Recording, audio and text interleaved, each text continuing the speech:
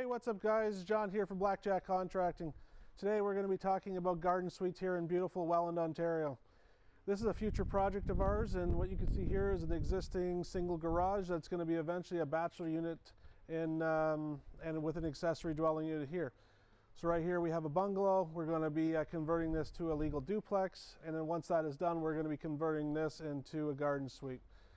So there's some challenges and a lot of things we don't know about garden suites yet, but what we do know so far is existing structures that are going to be a lot easier to work with than constructing new ones. The new ones are subject to development charges here in Niagara, and not to mention the construction cost is quite a bit different. So this one right here is going to be about a 250 square foot bachelor unit. It's going to have a nice ductless air conditioning services. We're going to bring all the utilities in from the house. And this is going to be a cool little unit. It's going to be tight, but it's going to be very cool. Now, the construction costs us this. Right now, the budget's about $90,000. Now, that doesn't include the outside. They're not sure what they want to do yet. I would expect they're going to spend about another $10,000 on the outside by the time they redo the facade and then they do some landscaping, but that's not included in that 90 grand. What is included in that 90 grand is we're going to be bringing its own hydrometer from the house and giving it its own panel. We're going to be bringing sewage and water in from the existing house to provide it with utilities. And it's going to be a beautiful finish. It's going to have a good sized kitchen along the front. It's going to have a nice bathroom, its own laundry. It's going to have its own hot water. It's going to be really cool. What we got to be careful about is the way we evaluate garage units and when it's time to do them.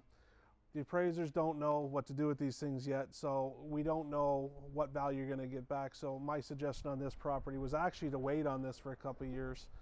But we're trying to decide on that now. Either way, it'll eventually be that way. But for the meantime, let's have the conversation that we're doing it. And so we're going to be doing this first, but we're going to do all the preparations up front. So when it's time to go do this property, we're all set up and all we got to do is the trenching, tie it all in and build it out. And I think that what's going to happen is the house is going to be about a 3-month project. When that's done, the permit's going to go in. I think this is going to be about 6 to 8 weeks of a project. It's going to be pretty interesting, but it's going to be all the really modern building techniques like spray foam. It's going to have a subfloor to keep the war room because it's a slab, right? It's not going to be like a basement thing. It's going to be on grade, which means it's going to be quite cold. We got to consider things like that throughout the winter. Not to mention it's going to be a lot different in the summer. It's going to be direct access to the sun, so we want to make sure we have air conditioning, we have great insulation, all that fun jazz. When it comes to the hydro matter, we want to make sure that we have 100 amps. That way we have the ability to use electric heating and electric hot water, which means one of the units on the inside will be 60 amps, but they won't have the same power requirements because it's going to be on forced air. Lots of things like that. We're really excited about this project, and I think it's going to be the way of the future. If you got any questions, please reach out. Have a great day.